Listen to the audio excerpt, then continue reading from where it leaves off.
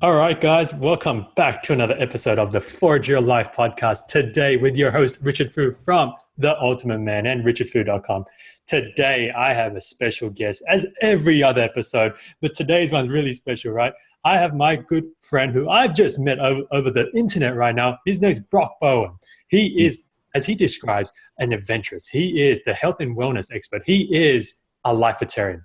What is that? We're going to get into that a little bit more. So I'm going to throw it over to Brock so that we can get started in this. Brock, great to have you on, brother. Yeah, Rich, it's so good to meet you here and be here and be able to share a bit more with all your friends and the guys listening and watching this. It's a pleasure. So yeah, it started a while ago with this idea about being a Lifetarian. Mm-hmm. Yeah, so tell us about that. Yeah, it's kind of a funny philosophy, right? Like I was eating vegan food at the time, all organic, all vegan. I was very strict about it. And in fact, I was raw vegan, which is the ultimate strictness of that life philosophy. But I didn't want to limit myself in what I could or couldn't be. Ultimately, I'd like to have my brand be a human being. Mm-hmm. Yeah? I'd like to run around and go, I'm a human being. That's amazing for me. But Lifetarian came out of, well, how do we live the best life ever? Right. What food have I got to do? What thoughts have I got to think? What have I got to do to have the most amazing life I've ever dreamed about? And I came up with this idea called the Lifetarian. So that for me was, let's work on every area of life, like our personal philosophy, how we're eating, how we're thinking, who we're spending time with, how we're moving our body, all these different things. And, it's funny just seeing that evolution from the first time I crafted out a video going, well, what is the Lifetarian?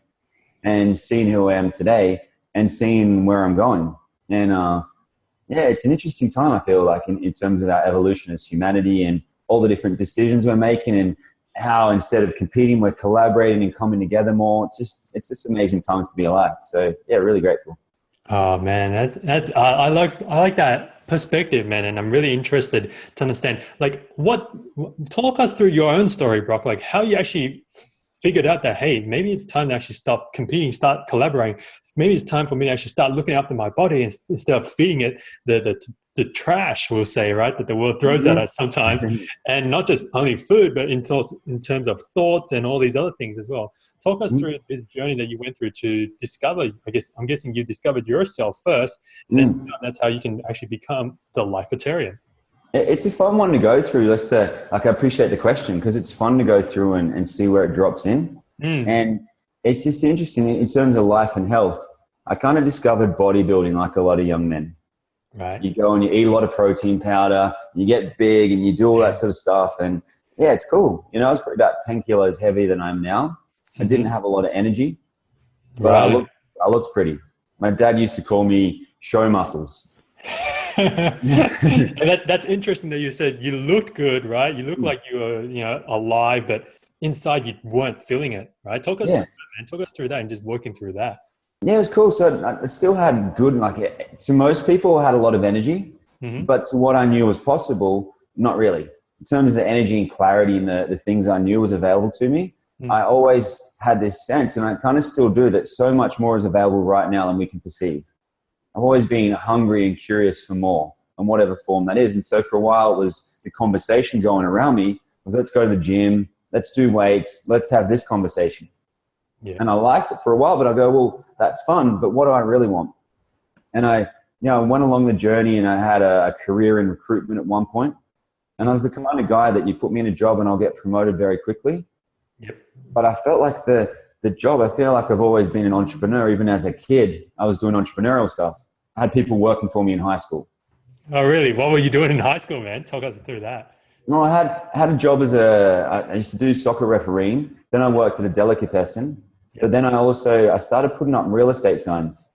This was back, 20 years ago, getting $20 an hour. I don't know what most kids were getting back then, but it wasn't that much. It was cool. I was like, cool, I get $20 an hour, go out and do this job. And I went, well, if I get my mate Matthew to do it, I'm paying him $5 an hour or a 6-pack of beer for the whole job. He was stoked. And I'm just coming up with these different ideas to do things with friends. And then I had different influences. Like my parents say, it's so important to do university, so important to do these other things. And I went, well, what is it I really want?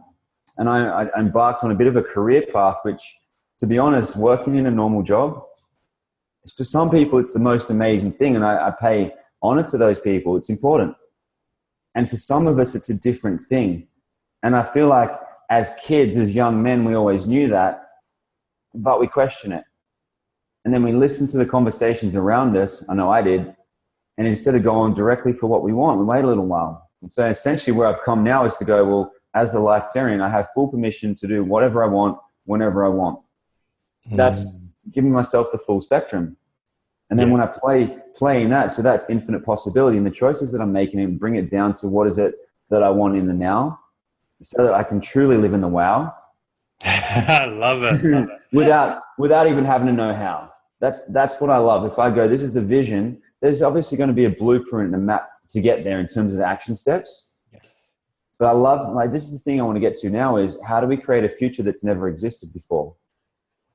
Yeah.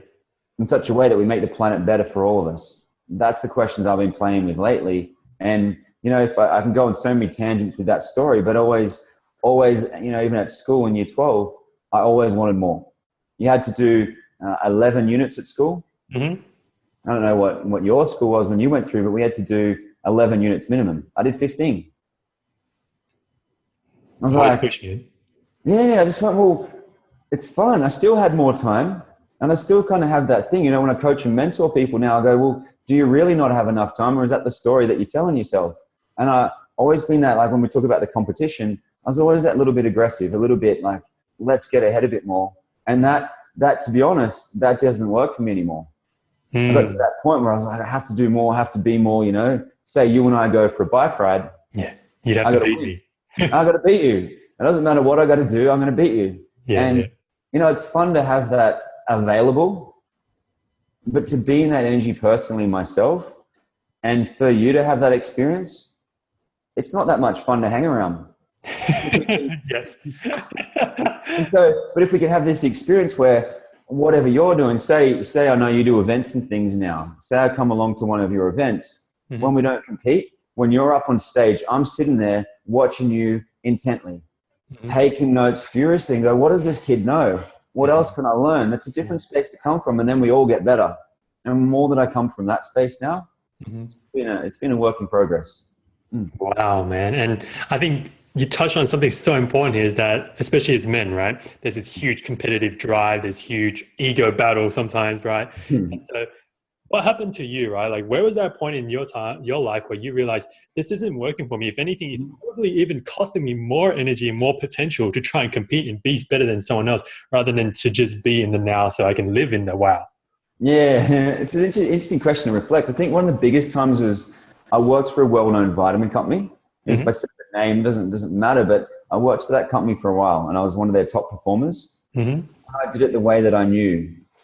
When I worked, when I felt like it, I was just in the zone. And then I'd relax and I would take this time out to relax. Then I'd get back in the zone. I'd take the time to relax, get back in the zone. It really worked for me. But what I was finding is when I put my head on the pillow at night after working for that company for 2 years, I got to the point where I was putting my head down and going, what is my purpose? There has to be more than this. Because if all I can do is do all the rah-rah stuff of personal development, I used to love that stuff. Just get up on stage and like, make your move, say yes, boom. You know, I can play in that world. Say yes. I still like it sometimes. It's fun. But to be that way all the time, you know, this thing that goes around, we're like, let's go and be the best version of ourselves. Let's project confidence. Let's project things instead of being that. And it's just like a slight little subtle thing. But that when I worked in that career, I was putting my head on the pillow every night. I was like, what is my purpose? There has to be more than this. If all I'm doing is having lots of money in my accounts, investment property, I only had one, lots of money, but now, you know, car, things I kept writing down as goals, meeting different people. Like, there has to be more than this. And when I got to that, all of a sudden a gentleman turned up in my life. I'm always going to pay credit to him, Peter Haggerty. And he's a guy I'd love to meet. He just started taking me in on this whole metaphysical journey where we discover and refine our purpose. Right. You know, when men come together as a brotherhood to actually support and nurture one another and every now and then shred one another so that we can become greater, but not a greater version of ourselves, to become who we truly are, which we always were, which we seem to have forgotten. And the more we can come into that frequency, I don't know, it lights me up, you know, it just gets me excited. So definitely that chapter of my life where I was just there. I was just like, I've got what personal development has said that I want. I can go out and I can make money. Yeah. I can go and invest in things. If I want to go out tonight and meet a girl, I can. Mm-hmm. I progressed through these different things, but my head would go on the pillow at night and I was like, there has to be more than this. Is this all everyone comes to this planet for? Mm. And Wow. it became more than just a philosophy. It became a different level of curiosity that I looked and I started asking myself different questions. Yeah.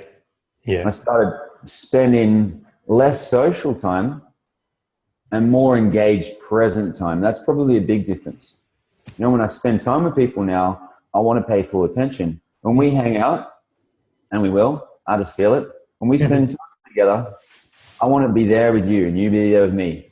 You know, and when we get out of our heads and into our bodies and into our hearts and come from that space, competition's irrelevant. Mm. And at the same time, if we now have a bike ride, you know, yesterday I was at a men's group called Spear. They do an event on the beach called The Church. Yeah. There was a competition. There was 2 competitions. One was for push-ups and one was for the plank hold. Mm-hmm. It was to do your maximum. The push-up one I won. Nice. Plank hold, if I caused my body to have absolute amounts of pain, after about 6 minutes or so, it was starting to hurt a bit. I could have stayed there and forced it out, blah, blah, blah. But I let another man win. But I didn't let him win because I was done. You know, this is my max. So it was an interesting one just to let go in that moment because I don't know, if I had to beat him, I probably could have. Yeah. But yeah, it's a whole interesting conversation, like not needing something, but still going like, what is the energy of my dream life and how do I create it? And how do I create it in such a way that not only do I get to live whatever I want, so do you. Mm. So does everyone else. And we just start to level up in such a way that we start to leapfrog one another. And it becomes the progression of humanity in something that's more kind, caring, and conscious and engaged and present. And I just think it just starts with that simple conversation with one another like we are now. And then just simple conversations with one another. No, amazing, man. I love it. I love it. And there's something interesting that you shared that I want to bring out here that I picked up and I'm like, this is so good, right? Because you're saying that it's a lot of us get caught into this projection. I got to project that I'm like this, that my life is awesome, especially with coaches, that I've got my life sorted, that I'm confident, right? And this ties into, I think it was like a blog post or a video that you did, which was like the difference between awesome and being full of it. Mm. And talk us through this. I mean, like, how do we get ourselves out of this idea of projecting all the time, right? Like, how did you get yourself out of being like full of it, if I could say it like that, right? Yeah. Actually tap into being awesome and who you really are. Mm-hmm. Well, one of the biggest things, again, Peter Haggerty, we used to lead a program called the Awakening Warrior Weekend. Mm-hmm. And then we used to run these events for men called Man Up. Yep. So we do 30 men in a room in Sydney. And then a select group of those men would get to come away to a retreat for a weekend. 2-day weekend, but Friday night and through till Sunday. And on that event, I would be the leader. Mm-hmm. And then, so I've taken a turn. I'll be the leader and I'd also be there's a chief and a brave. We used to use all the cool names and everything. Make it sound really masculine. We based it on The Hero's Journey by Joseph Campbell. Yep. And yeah, great method just to look at life. And then one day I was there and I was the brave that day, which means I'm the assistant to the leader. Okay. So I'm there facilitating, I'm the assistant, and the leader goes, Brock, you're in the next circle. Okay. Yeah, puts me in the circle and I get in with all the guys and some of the guys in that group, they are the guys that used to fly around the world with some of the big name speakers. If I said their name, you'd know. Yeah. Mm-hmm. Mm-hmm. And it's fun. Never to discredit anything. Everyone's been amazing. I'm so grateful for everyone. And flown around the world, spoken in front of 10,000 audiences, different things like this. And went, you know what? Is that what fulfills me? Is that what I really love? One of those guys in that group who was such a special gift to me, a gentleman named Grant. Mm-hmm. There was a moment where we were going up and we were projecting who we are to the world. We're sitting there and having this conversation. We're not going to take away from the exercise, but simply one of the elements of this was you present yourself to the group and you go, Richard, or to the group, my purpose is this. Mm-hmm. Say right now, I say to you, my purpose is to shift humanity in a global way that affects consciousness and billions of lives are impacted positively and measurably. You'd either go, yes, that resonates or no. Right. Yep. But your feel in me rather than what I want you to see. You know, we can do behavior where we use our hands and we do these things to try and project things. You know, we're trying to like shift different things in different others. We're almost looking for a result in the person outside of ourselves. Well, that day I was coming back up to the group now. I was walking back up from there and like, you know what I mean? Like, rah, bang. And the guys look at me, they're like, no. Back. Walk up again. Back. Yeah? And this was from, you know, the guys that would see around me being confident, being, you know, really fit. Having little things like this is just like I was a nice guy doing cool things, you know, in the world. And next thing, one of the guys, when I come up the next time, I go, my purpose is this. Looks at me, reaches out, puts his finger on my head, one finger. That's it. That's all it took. When he put that one finger on my head, my whole body just melted to the ground. I cried for probably the next 45 minutes while another man led me out of the forest. One of the biggest changes I've ever had in my life. And to feel that now, because I haven't shared that before. And what's interesting is, you know, not publicly. And what's powerful about that is all of a sudden it was just like something changed where I go, I am good enough. Just being me, whether I'm on, what's that thing we say in personal development, whether I'm in state or not. I'm worthy of love. You know, whatever it happens to be, I'm worthy of love. You know, and that was a powerful thing. But the whole theme of men's work seems to be coming up in the last couple of days. It's funny that we're sharing it because I went to another event with my father. Yeah, I went along to the event, and my dad's a very religious man, so it was a Christian event. 300 men, maybe 400 were there. And another experience was, you know, with this whole thing where I was doing the vegan thing and I was special and had my significance because I was doing my different thing. And I was looking at all these other men like, how do you eat all this stuff? You guys are crazy. You know, the bacon and eggs and bread and stuffing themselves with things, judging them. But on one day, they said, go and meditate.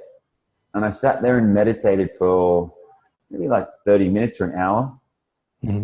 And I had an experience of God, spirit, whatever it is, saying, I love you. You are enough. And just to have that, just like a thought, just like a sense, like I was spoken to. But then I went out later and I was just lying there afterwards and my dad comes up and just puts his hand here on me. He'd never done that before. I'd never been acknowledged by my dad in that way before. He puts his hand on me. Do you know that feeling when another man acknowledges you? It's amazing. I think it's something we got to do more and more. And when my dad put his hand on me like that, it just melted some more stuff.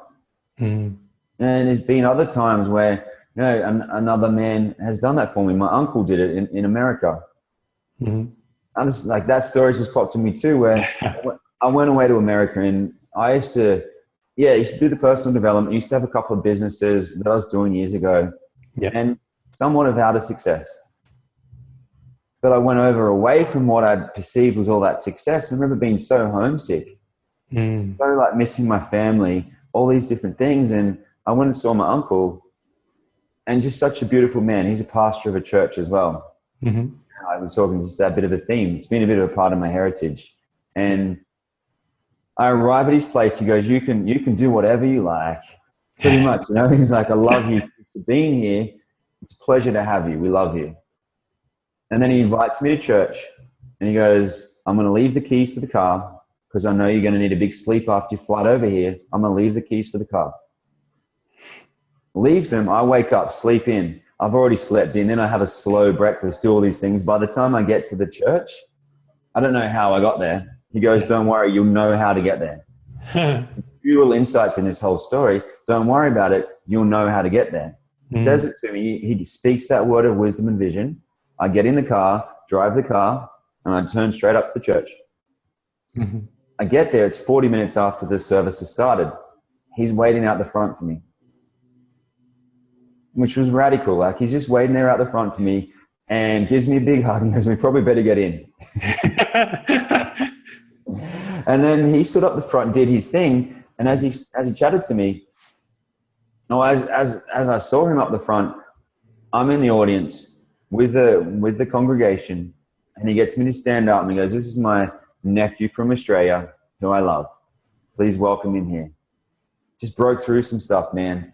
And those things, yeah, like those are definitely tipping points, significant moments in my life where another man reached out and really cared for me. And I guess that's the thing. It's just been the theme of the last couple of days. I said, when I feel called again, I'm going to lead in the men's work. I'm just publicly saying today I'm feeling called. It just seems to be the theme of today, and we'll see where it goes, right? Yeah, man. And thank you, man, for sharing those stories, because they're powerful stories, man. And I know what you mean when you say a man acknowledges another man, because so often I think we brush it off, right? We brush it off as men because I'm my own man. I'm going to sort my own stuff out. And we actually participate with being here and now and going, holy crap, there's another dude here, right? And there's like, I think usually the first thoughts that come into probably my head is like, am I better than this dude, or is he better than me? And we're trying to measure ourselves already immediately. Right? And that's why we don't want to even get to the point of acknowledging. Right? And it's like, maybe that's seen as weak, right? Maybe that's seen as weak before, but now I love that you're sharing it, because then it's bringing up other guys, right? When a guy acknowledges another guy, it's bringing them up to another level, isn't it, man? That's what I'm curious about. Imagine if we do. Imagine if it's that, like, you've got full permission. If you want to tear shreds off me or lift me up, you can do whatever you like. Imagine that full permission with other men to be that radical. Oh, just with humanity, not just with other men, but there's something about that time when we come together as men. Be that radically real and authentic. It'd just be freaking awesome. Oh, it'd be amazing, man. And Brock, man, this has been a really interesting conversation, man. I'm really enjoying it, man. And we're going to start wrapping up the show, man. As we start wrapping up the show, we go into our quick fire questions here, man. Oh, boom. Boom, right? And there are some amazing questions. I'm going to start off with our favorite one, right? The signature one is, if you could go back in time, right? The time travel moment is what this is called. Is if you could go back any time in little Brock's life, right? And you could share with him one piece of advice or one piece of wisdom, what time would you go back to, and what would you share with him? I think it was a time when first thing that pops in when I was 11. Yeah. I'm just going to say to him right now. I'm just going to speak to him right now. I freaking love you. Love who you are. Love who you're going to be. Don't hide how freaking weird you are. That's what makes you special. Don't hide how different you are. That's what brings out your gifts. It's okay to be you. In that age 11, just to bring that through and to speak that to anyone who's watching right now, if we can speak that to you at whatever age it is, I think it's going to change some stuff. Yeah, man. It's just giving ourselves that permission. And I love it, man. So thank you, man. Oh, I love it. Great question. For these other ones, brother, right? And so, Brock, I know you've probably studied a lot, right? You've read a lot of books, you've gone to a lot of seminars. But if there's one book, right, total must read for people watching, people listening here, what would that book be, man? Best book. I'm reading a few more at the moment. I'm just discovering some, but I'm just thinking about I think like the first personal development book was always an interesting one. Just remember what it was again. It's the one, How to Win Friends and Influence People. Yes. That was Carnegie, right? I loved it because it's like, pay attention, remember people's names, be awesome. Like, people are important. And that's the thing I got out of it. I think some people take that and they're like, cool, I can do all these things so I can get stuff from people. What I take from it is this: if I just be awesome, life's amazing. If I come to your house and I want to do something because I remember your name, I remember something about you from last time, I just learned that because I was so, I think prior to that, so like worried about what people think of me. It's almost closed off. Like, oh, no, what do people think of me? Even though I was confident, even though I'd been captain of year 6 and 12 and did well at university and different things, just remember this book was probably when I was late into personal development. I was probably like 26. I read that first book.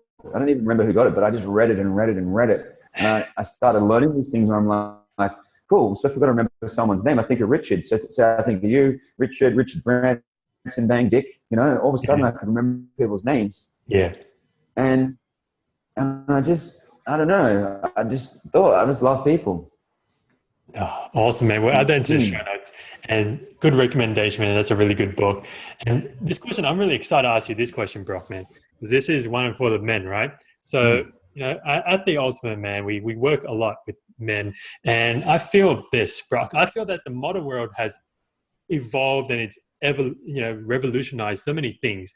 Like the women are up where the modern world needs them to be. But I feel there's a huge gap, massive gap to where men are, right? So what do you think the world needs from modern men today? What's one thing that a modern man can actually start doing to bridge that gap?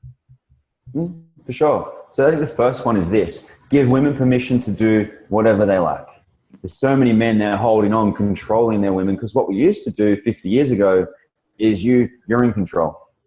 And we think when we have more control in our life, we think in the illusion that we have more control. When you actually let go of a lot of control, you have so much more control. When you're present, paying attention. That would be my thing to men. Let your woman do whatever she loves. Just make her your canvas almost. Give her so much love and appreciation for her as exactly as she is, the woman that she's choosing to be. And then start working on your craft. Whatever that is, start working on your craft. If that's movement, if that's writing, if that's, speaking, whatever it is, start working on your craft. The more that we engage in those things and start to pay attention. My craft for a long time has been presence. Yeah. Because if you're present and engage in each thing that you do, that carries through way beyond any training. Add the elements together and you've got it. And we've all seen the speakers that are, qualified with all the different hand movements and so forth, but we see the one that's present and they're there with the audience and they've just honed their craft. They're not quickly marketed. They've honed their craft. We're starting to see guys like that come through. Wim Hof's coming along in the conversation around men. The guy does all the breath work. Yep. He just mastered his craft for years and years. He didn't ask anyone to do anything. All of a sudden, his whole career is blowing up. He's like, dude, I've been doing this my whole life. to have more friends to play with. And that'd be my thing, because I think the thing I see a lot is these women are skyrocketing. Truly, like it's a thing. There's a lot of women in the, that are choosing to be conscious or spiritual or whatever terms we use. They're like, where are all the men at? And they're literally asking that. A lot of men are scared. Of course, I've been scared. And I still get scared. I've got this viewpoint with Christy as well, my partner. This is what I say to her as well, is that if you can go and be with a better man, you should choose that. And always I've got to raise the bar. And I have that preference it's ingrained in who I am, that I want to be so comfortable with who I am and that I'm the best for her and she's the best for me. And that's how I want to show up. Wow. Amazing, man. That's beautiful. I love it, man. And we're getting close here with 2 more questions left, Brock, man. Final thing on that. How beautiful are women? That's just all you women watching right now, all of you watching right now, we love you. Like who you are and who you're not. We love and appreciate you. We love when you show up. If you want to play and do this masculine thing a bit, do it. If you want to be feminine, do it. What is it you love? How can we engage more with you in such a way so that we can help one another fulfill our gifts and not see the opposite sex anymore? We see humanity. There's another human being that has different anatomy to me. Wow. How can I be kind, caring, nurturing, and honoring of this human being, or this animal, or this plant, or this thing, whatever it is, and what can I do to help contribute to you and your dream? I think if more of us men came from that space, we'd uplift one another as a brotherhood. Yeah. And then we'd uplift the women. And I just got the goosebumps from that one. I feel it. It's like, it's yummy. It is so true, man. And women, to add on to Brock is, we love you when you're crazy, right? We love you crazy too. Oh. Awesome, man. And so now, moving into the next question, Brock, like, what is it to be on your true purpose, right? How would you know? How does a guy or a woman who is listening here know that they're on their true purpose, man? I like it. For me, I remember hearing this. This is from Peter too, and I'll do my version as well. But he gave me a lot of clarity around this. So I always want to honor Peter Haggerty. With where this has come from. He always talks about this purpose perpendicular point. We always used to make fun of it. once you're, say this is a circle, and then you put your purpose point here, as you're moving towards it, you're never going to directly hit it. Right. But when you start moving towards it, all of a sudden you start to have the serendipity and synchronicity and all these different elements coming together.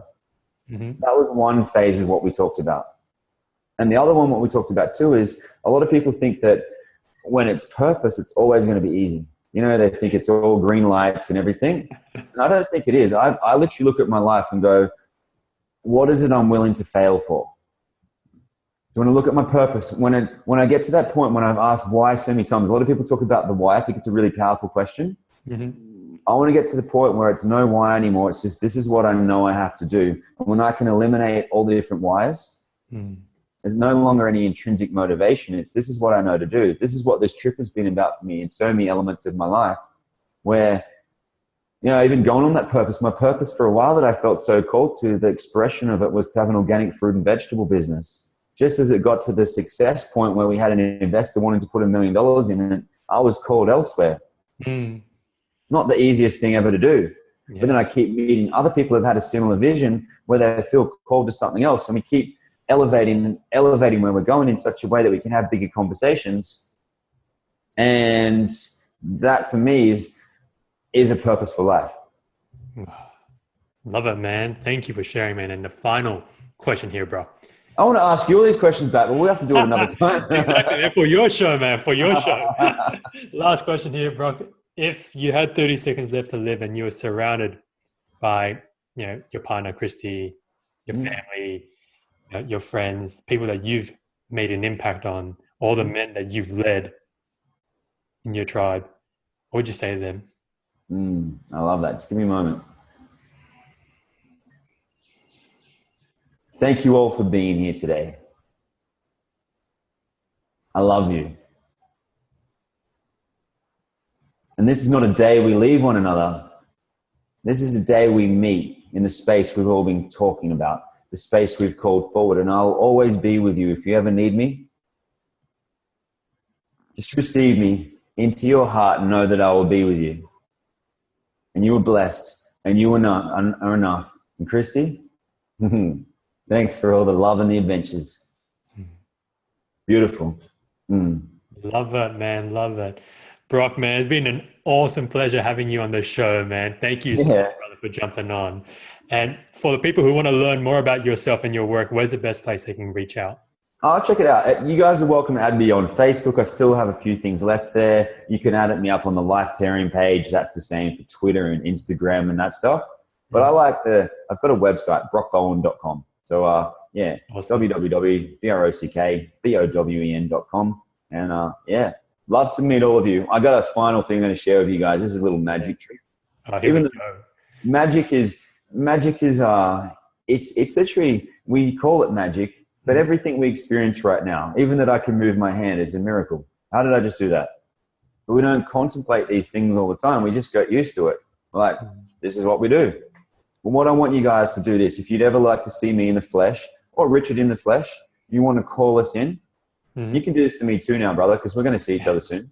Look at me right now on the screen and you feel my heart. Just feel it beating and just breathe it into your heart. Something I learned to do a little while ago. You'll have more of a connection with people. You won't need to try and figure out things and shift and try and manipulate or encourage people to do stuff. You just ask. They're like, yes or no. It simplifies things a bit. But as you receive my energy into your heart, send a little bit back and go, Brocky, I'll see you soon. And I've done that with myself for so many people, to my house in Cairns, people from America, Canada, all around the world, people that you would love to meet. I listen to their podcast. I have like 100,000 people listen to it. They come to my house.